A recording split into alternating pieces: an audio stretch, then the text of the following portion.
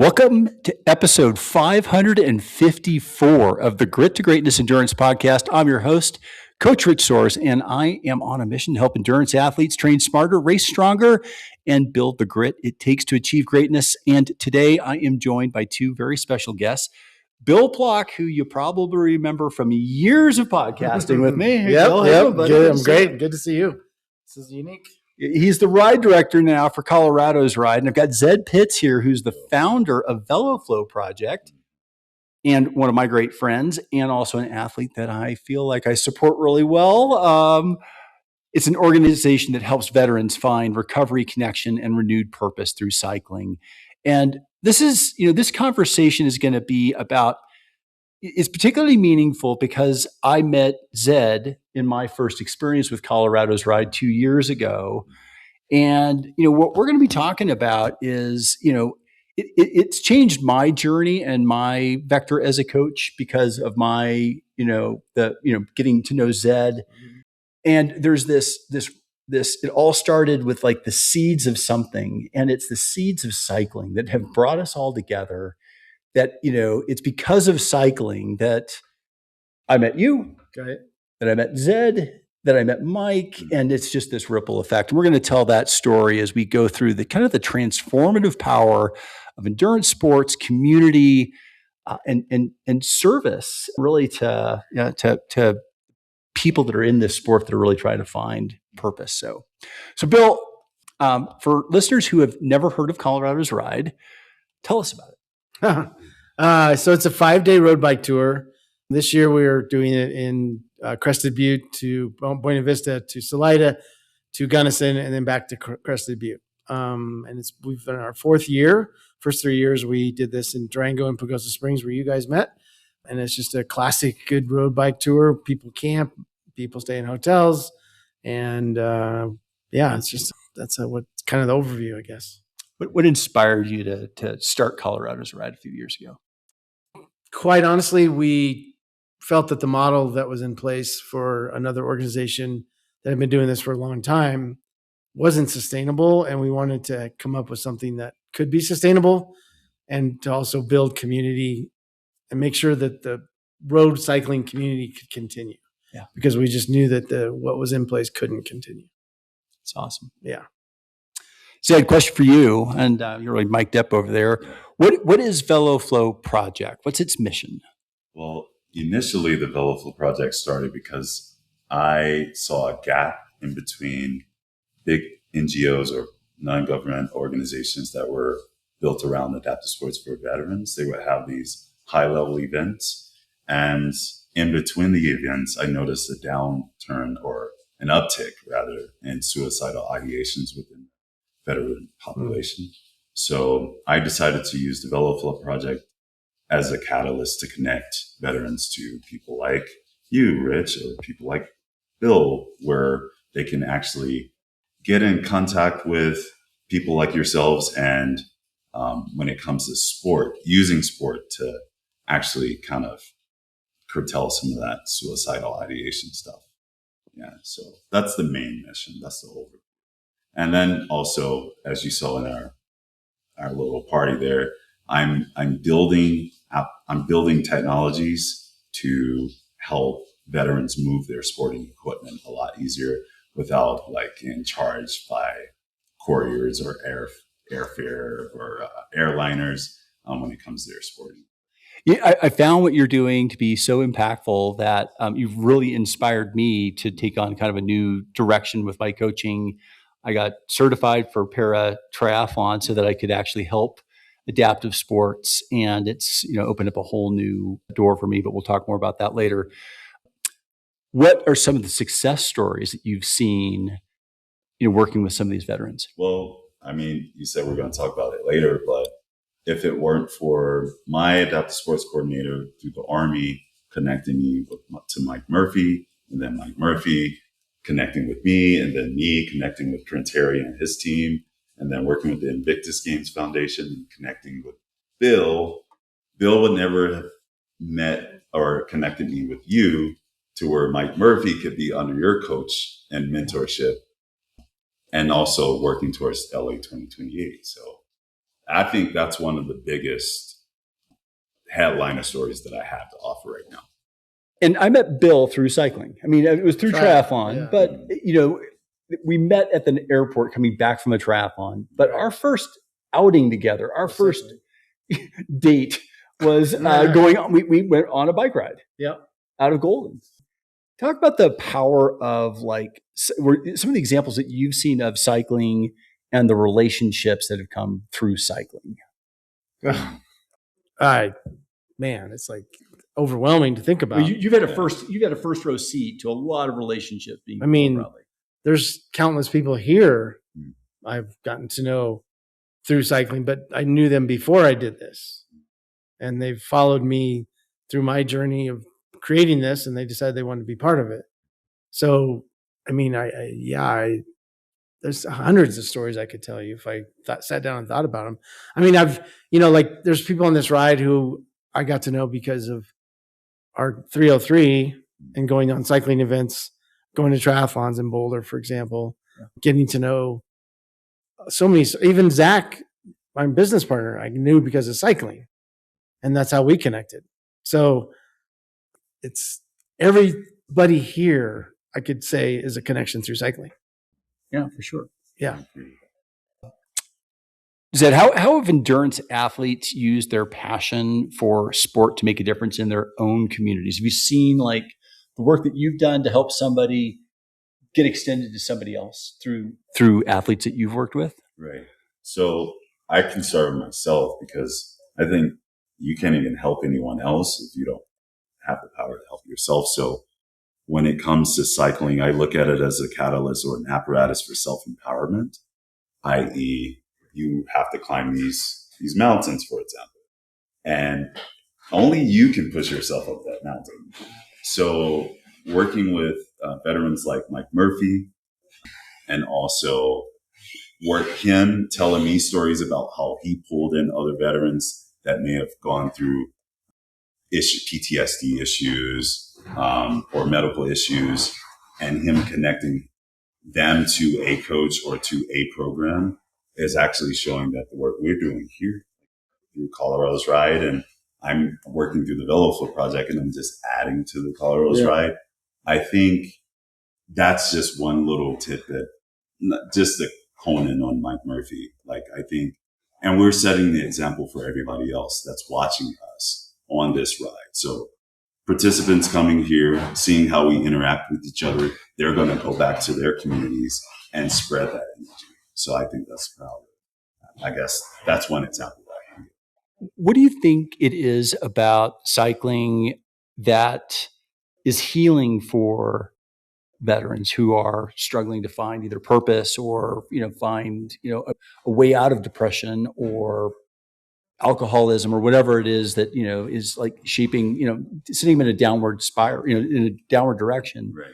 What is it about the sport that actually starts to heal people, you think? Well, first of all, if you try to, not to downplay, like I know there's some endurance athletes that are able to drink or whatever and then go perform, but that's not everybody.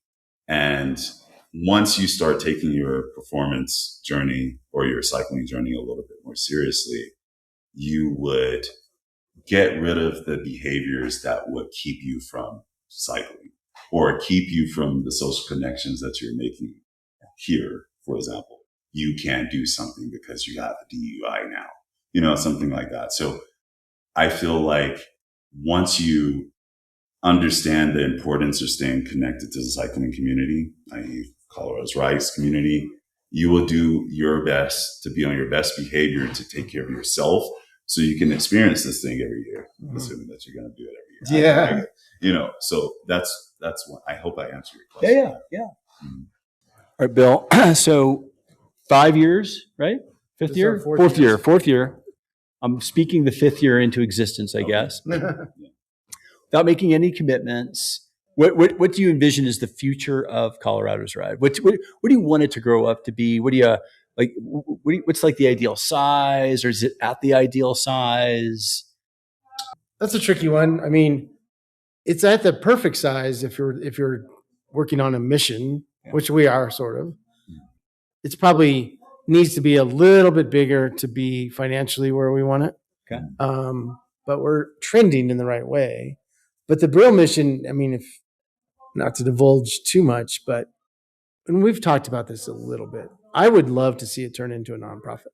Oh, yeah. I would love to get it to a size and a financial situation where I could step back, Zach could step back, and we could make it a nonprofit that then comes in full throttle and does community development under the mission or under the athleticism of the riders. But we're here coming into town as a group to make your town better. To make a bigger impact than just be a ride. Right. Oh, I love that. And that's why I always try to include the high school mountain bike teams, like or the mentors program, like this year or last year. You know, the folks in Ignacio. I want to be welcome in the community. I don't want to be seen as somebody that's like just using the community as a place to go. Yeah, just passing through. Right. Yeah. I want to be, oh, cool, Colorado's ride's coming again. We can do this. We can do that. We can help the riders do this. We can show them places like where we are today. That's my personal mission of it. That sounds amazing. I mean, what a great attraction to, like if you're a community and you want to like have a relationship with a ride, like you would want to have a relationship with a ride that was investing back in the community. Right. Well, and I would love it to the point where communities would be knocking on my door. Yeah. Yes. Like, can you please come to our community? We heard you did in Gunnison. Permits are already done. Here right. Or also, I'd love it to. I don't want to get more than 300. Okay. I'd love a waiting list. Right. I mean, I love that kind of demand where we are that exclusive. I mean, there's a reason why we got nominated 5th best tour in the country, or we won the nomination. We got nominated. We won that, and it's a ride people come back to and want to come back to. And I think we try really hard to service people well. It's just marketing and getting the word out. It's interesting with the community thing, not to take over your questions. You go for it. But this is my 4th year in a row doing Colorado's ride. And I have a habit, maybe I'm a loyalist, but I went to the exact same restaurants and the exact same hotels. And they're like, I remember you from last year, right. So I was building that relationship. And when you changed it on me, I was like, I can't see the people. Like, I feel the same way. I've made a lot of friends in Durango and they were like, I remember you from that.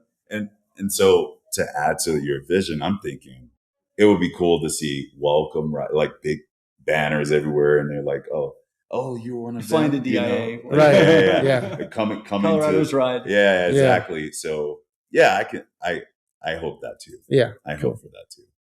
All right. You guys want to do a little fun segment with me? We're going to do a little just quick response, right? Rapid response. Okay. First thing that comes to your mind. All right. I'm going to start with you, Bill, and then I'm going to go to you, Zed. Okay. One person that you met through cycling who changed your life. You. Seriously. I don't know. I'd say the same, honestly. Yeah. I would. After the first date. I'm sure I could think of others, but I'm feeling on the spot. All right. He's all nervous. Zed. All right. So one person, Mark Catapan, because without Mark Catapan, I couldn't meet you. And without you, I couldn't meet the lead domino. He was the lead domino. Yeah. So right off the bat, Mark Catapan. Awesome. That's amazing. All right. One lesson from the bike that applies directly to life. Endure. Okay. I like it. In a word. If you don't pedal, you don't move forward. If you don't pedal, you don't move forward. Okay. Favorite Colorado climb? Oh, boy. I mean, I would have said Pikes Peak a number of years ago, but now that I don't feel like I have the fitness to do it very well. Yeah. Geez. Lookout Mountain. Lookout Mountain. Okay. How about you, Zed? I like Wolf Creek Pass. Yeah, that's a pretty one. Yeah, I like that one a lot. And the descent, I felt, descending is my kryptonite, but I like that descent, despite the little cracks in the road. Yeah. Well, I love Cottonwood, coming down Cottonwood Pass. That was great. Oh, that was crazy. All right. What is the toughest day you've ever had on the bike? I'd say I'd give it a toss up between when I did that gravel adventure from Longmont to Winter Park over Rollins Pass. That was really hard. It was like 86 miles and 12,000 feet, all gravel, and had to walk on the top of Rollins Pass, and we got into Winter Park in the dark. Oh, I remember that. Oh, yeah. Yeah. Or one time I rode from my house in Arvada up to Loveland, up Thompson Canyon to Estes Park, over Trail Ridge, down through Granby, and into Winter Park, and that was 155 miles. Wow. Wow. All right. Zed. For me, it was Monday. I went past, like, I've never lost my vision before. That's crazy. Yeah. So I was riding with Coach Rich, and he was pacing me up the climb. And of course, I tapped to my soldier mentality and was like, suck it up and drive on. But my body was like, we're about to teach you some things. Vision started fading. And then I was like, oh, wow. I don't know what's going on. And I saw his, and then Coach pull said, pull over. So with that was my toughest one, but it was the most beautiful that I've ever seen. It's pretty awesome. One person that you'd love to bring on Colorado's ride for the first time. Mark Allen. That would be kind of cool. Yeah, that would be kind of cool. I was thinking about him today. I was like, why isn't he out? So I was going to say Wendy, but Wendy already didn't want to go come along. Zed, somebody's going to ride. Someone who will ride. I would say my wife, but she's going to say no. Shaking your head no. She's in the back. She's let's see. Man, I can't just say Mike Murphy because he's already done it. But I would bring him. There you go. Let's just Harrison. Harrison. There you go. Yeah, I would. He would be a great pilot with Mike. All right, bonus question. What's one ripple effect from endurance sports that never would have happened if you hadn't signed up for your first ride, whatever that first ride was? Oh, man. I mean, obviously this. Yeah, totally. Right? That's an easy answer. Yeah. I would say it's that I'd learned that you don't wear underwear when you ride a bike. That's a good one. That's a good one. Oh, yeah, would be really brutal today. Yeah. Bike fits matter. 100%. Hey, listen, whether you're preparing for a triathlon or you want to do an Ironman or what you really want to do is do this event. And we're already talking about next year. We want to have a team. We want to invite all of our Grit to Greatness team members to come do this with us. So if you're listening to this, if you're watching this, join us. We're going to be doing some online training over the winter too, to get ready for this. We're taking a lot of great footage. So I'm hoping that we can. Yeah, you've recorded the ride. I've been recording like crazy. So got 3 batteries a day that I'm going through. So, hey, folks, this episode was brought to you by Vespa. Thank you guys, by the way. Yeah. And by the way, this is really cool. We had our party tonight. Really quick. Can I just quick, we had a little party tonight. Thanks for, the pizza and the beer and the soda and all of that. We're in this museum here in Gunnison, and we're in a schoolroom. Like you can see in the background, there's some old artifacts and stuff like that. It's like we're back in time. Yeah. This is pretty cool. Yeah, How'd you find this? I was here in April just doing some stuff, meandering, looking for things, whatever. And I had seen this building several times, but I never knew what was behind the building. Uh-huh. So I just walked in. I was like, wow, this is a pretty cool space. This would be a good place for a party. And a podcast. Yeah. A party and a podcast. Thanks for doing this. Yeah. Thanks for keeping up Colorado's ride. My pleasure. Thanks for doing the podcast with us. Thanks for having me. Hey, great riding, huh? Thanks. Hey, listen, this episode was brought to you by Vespa Endurance. Vespa helps you tap into steady, clean energy so that you can stay strong, focused, and in the zone longer. Vespa is not an endurance fuel. It's actually got less sugar. It's actually shifts your body to use more fat than sugar. So it's a really cool product. Check it out. We've got a link here for 15% off of anything in your cart. The code is G2G, Vespa15, or just use the link. Thanks for spending time with us today on the Grit to Greatness Endurance podcast. If you enjoyed this episode, please follow us and leave us a rating and a review on Apple Podcasts or YouTube. It helps us reach more athletes like you. Stay gritty, train smart, and keep chasing greatness. We will see you next week.